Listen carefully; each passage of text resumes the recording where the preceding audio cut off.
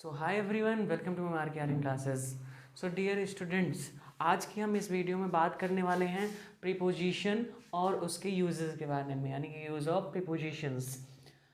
तो प्रीपोजिशन का सबसे पहले ये डिफिनेशन लिखा हुआ है, डिफिनेशन आप लोग देख लीजिए कि preposition is a word which shows us relation between noun and pronoun. ठीक है, प्रीपोजिशन एक ऐसा शब्द होता है जो हमें नाउन और प्रोनाउन के बीच क्या संबंध दिखाता है। यहाँ पे हिंदी में लिखा हुआ है, प्रीपोजिशन किसी नाउन या प्रोनाउन से पहले प्रयोग होता है तथा उसका संबंध किसी अन्य नाउन या प्रोनाउन से प्रकट करता है। ठीक है, और उसका संबंध किसी अन्य नाउन या फिर प्रोनाउन से प्रकट करता है, किसी नाउन या फिर प्रोनाउन से पहले प्रयोग होकर के। जैसे यहाँ पे देखो तो फ्रॉम एक प्रीपोजिशन है। अब यहाँ पे ये ट्री जो है वो क्या है, एक नाउन है। ट्री क्या है, नाउन है, और नाउन से पहले प्रयोग हुआ है, नाउन से पहले प्रयोग हुआ है प्रीपोजिशन। और फिर वो किसको मतलब किससे रिलेशन बता रहा है, मैंगो से। ठीक है, मैंगो का किससे रिलेशन है, ट्री से, है ना। और मैंगो क्या है, नाउन है। मैंगो भी क्या है, नाउन है। मैंगो और ट्री दोनों क्या हो गए, नाउन, और दोनों के बीच में रिलेशन किसने बता दिया, इस फ्रॉम ने। तो फ्रॉम क्या हो गया, प्रीपोजिशन हो गया। और साथ ही साथ ये ट्री के आगे लगा हुआ है, और अगर ट्री के आगे लगा हुआ है तो ट्री एक नाउन है, नाउन के आगे लगा हुआ है कि नहीं लगा हुआ है। तो यहाँ से आप क्लियर कर लीजिए।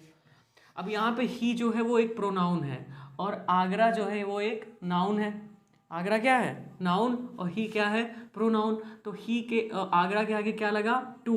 टू एक प्रीपोजिशन हो गया, क्योंकि आगरा का रिलेशन उसने किससे बता दिया, ही से, कि वह कहाँ गया, वह आगरा गया। तो ही का संबंध किससे हो गया, आगरा से हो गया। तो यानी कि ही और आगरा दोनों के बीच रिलेशन किसने बता दिया, टू ने बता दिया। अगर मैंने पूछा कि वह कहाँ गया, तो वह आगरा गया। He jumped into the river, he jumped into the river, वह तालाब में कूद गया। ठीक है, वह तालाब में कूद गया, या फिर वह तालाब में कूदा। तो यहाँ पे देखो रिवर क्या है, रिवर नाउन है, और नाउन के आगे क्या लगा, प्रीपोजिशन लगा। प्रीपोजिशन क्या है यहाँ पर, इनटू है, और दोनों के, और उसके बाद रिलेशन किसके साथ बता रहा है, ही के साथ। ही क्या है, एक प्रोनाउन है। तो प्रोनाउन और ये नाउन और ये प्रोनाउन दोनों के बीच रिलेशन किसने बता दिया, इनटू ने बता दिया कि नहीं बता दिया। तो यहाँ से आप कह सकते हो कि जो प्रीपोजिशन होता है वो नाउन या प्रोनाउन से पहले प्रयोग होता है तथा उसका संबंध किसी अन्य नाउन या प्रोनाउन से प्रकट करता है, मतलब उसका रिलेशन बताता है किसी दूसरे नाउन या फिर प्रोनाउन से। इसको आप लोग नोट डाउन कर लीजिए, और हम लोग अगले कॉन्सेप्ट की ओर बढ़ते हैं। सो स्टूडेंट्स, आइए हम लोग एक इम्पॉर्टेंट प्रीपोजिशन जो कि टू है उसका यूज़ समझते हैं कि टू का यूज कहाँ किया जाता है। It is use to show the place and the time both. ये समय और स्थान दोनों को दिखाने के लिए प्रयोग किया जाता है, किंतु होम से पूर्व टू का प्रयोग नहीं होता है, ये बात आपको याद रखनी है। For example, he went to school. यहाँ पे देखिए वेंट के साथ क्या लग गया, टू लग गया। ठीक है, वेंट के साथ क्या लग गया, टू लग गया। अगर वहाँ पे प्लेस देखो तो स्कूल क्या है, प्लेस है ना, स्थान है ना, तो स्थान पर वह गया, कि कहाँ गया, वो स्कूल गया। सी works from 10 AM to 4 PM, यहाँ पे टाइम की बात हो रही है, तो 10 बजे से कब तक, 4 PM तक वो वर्क करती है। ही वेंट होम, यहाँ पे वेंट के साथ आप टू नहीं लगाएंगे, क्योंकि होम से पूर्व टू का प्रयोग नहीं होता है। ये बात आपको यहाँ पर याद रखनी होगी कि होम के पूर्व यानी कि होम के पहले कभी भी आप टू का प्रयोग नहीं करोगे। ये चीज़ यहाँ पे आपको याद रखनी है। बाकी आप समझ गए कि इसका यूज कहाँ होता है, प्लेस को दिखाने के लिए और टाइम को दिखाने के लिए टू का प्रयोग किया जाता है। एग्जाम्पल के जरिए हमने आपको यहाँ पर समझा दिया। चलिए अब हम लोग अगले अपने प्रीपोजिशन के यूज के बारे में पढ़ते हैं, जो कि है इन और एट। ठीक है, तो फिर सो स्टूडेंट्स, इन और एट का प्रयोग टाइम के लिए इन और एट का प्रयोग कहाँ किया जाता है। जैसे अगर मॉर्निंग आया तो वहाँ पे इन करोगे, यानी कि इन द मॉर्निंग। ठीक है, इन द मॉर्निंग। आफ्टरनून है तो इन द आफ्टरनून। इवनिंग है तो इन द इवनिंग। मंथ है तो इन अ मंथ। ईयर है तो इन अ ईयर।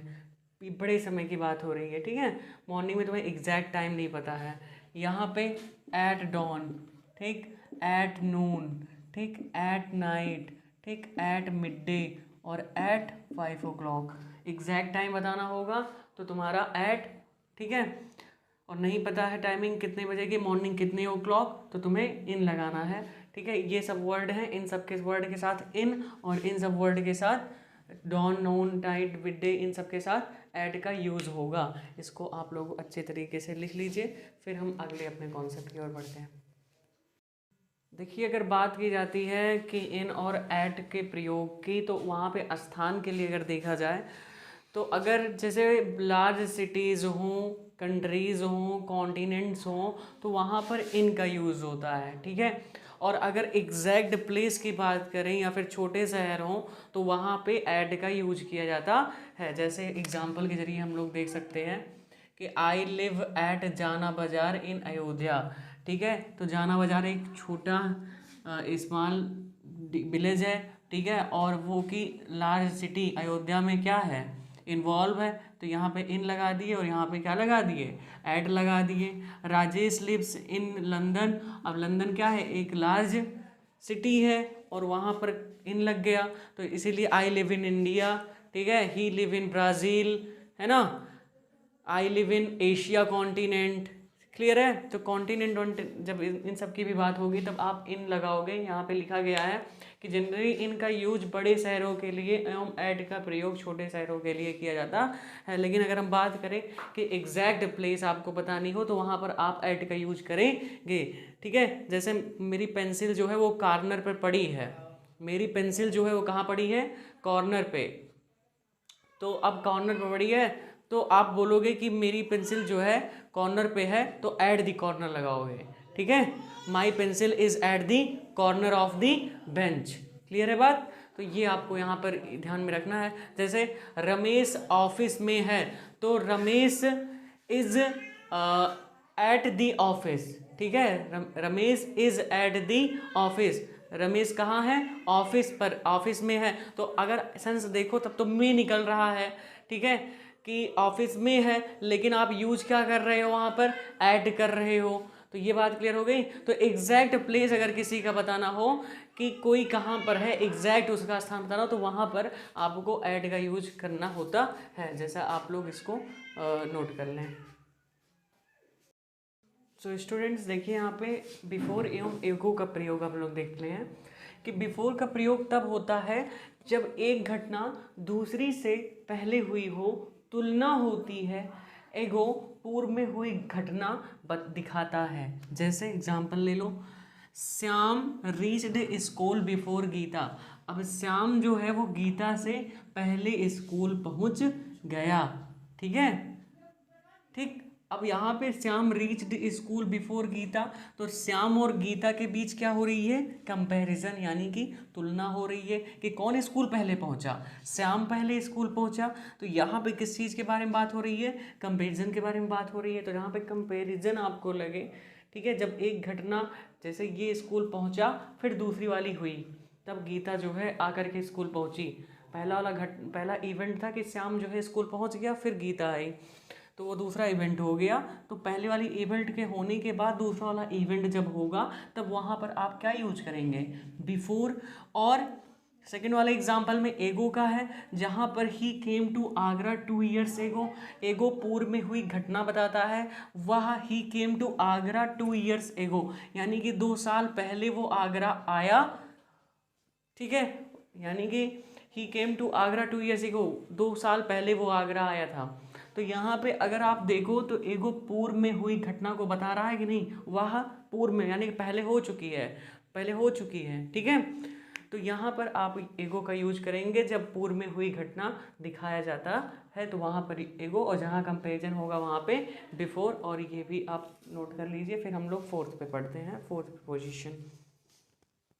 सो स्टूडेंट्स आइए ऑन एवं अपॉन का प्रयोग देखते हैं। ऑन का यूज कहाँ होता है, जब ऑब्जेक्ट किसी सतह पर पहले से ही रखा हो, जब ऑब्जेक्ट किसी सतह पर पहले से रखा हो तो वहाँ पर ऑन का प्रयोग, और वस्तु को किसी सतह पर रखने की जब प्रक्रिया होती है यानी प्रोसेस होती है, यहाँ पर रख रहे होते हो तो वहाँ पर अपॉन का यूज़, इसको आपको ध्यान में रखना है कि ऑन का यूज कहाँ करना है और अपॉन का यूज कहाँ, फिर से सुनो, ऑन का यूज कहाँ, जब कोई ऑब्जेक्ट पहले से ही सतह पर रखी होगी, सरफेस पर रखी होगी तो ऑन का यूज, ठीक है। अपॉन का यूज जब आप रख रहे हो, एक प्रोसेस हो रही है, एक प्रक्रिया हो रही है, आप उठा करके रख रहे हो, तब वहाँ पे अपॉन का यूज। जैसे फॉर एग्जांपल अगर हम बात करें तो ये आप डस्टर देख रहे हो ना, duster,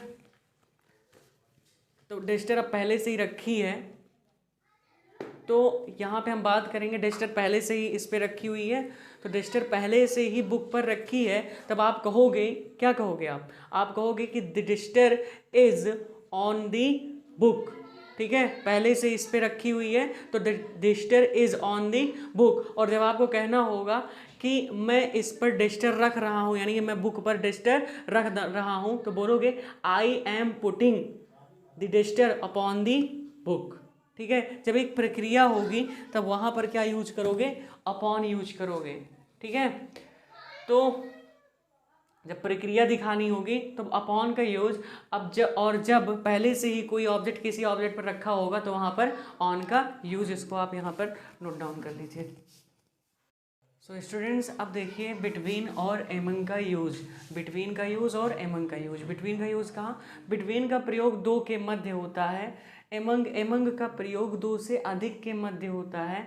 for example divide the money between Ram and Shyam. अब यहाँ पर दो लोग हैं, कौन, राम और श्याम, तो जब दो लोगों की बात होगी तो वहाँ पर केवल बिटवीन का यूज किया जाएगा, और जब बहुत ज़्यादा होंगे, दो से अधिक होंगे, तब वहाँ पर एमंग का यूज होगा। जैसे I distributed the pens among the boys, अब बॉयज़ क्या है, बहुत ढेर सारे हैं, यानी कि दो से अधिक हैं, दो से अधिक है तो वहाँ पे एमंग का यूज, और केवल दो हैं तो वहाँ पर बिटवीन का यूज। सो स्टूडेंट्स, इसको भी आप नोट कर लीजिए। और आज की वीडियो ये पार्ट 1 था, हम पार्ट 2 भी लेकर के आएंगे जिसमें प्रीपोजिशंस जो और बचे हुए हैं उन प्रीपोजिशंस के यूज को हम कवर कराएंगे। तो अगर आपको वीडियो अच्छी लगी हो तो वीडियो को लाइक करें और हमारे चैनल को सब्सक्राइब करें, और इसी तरीके से चैनल पर हमारे बने रहें। Thank you for watching this video. जय हिंद, जय भारत।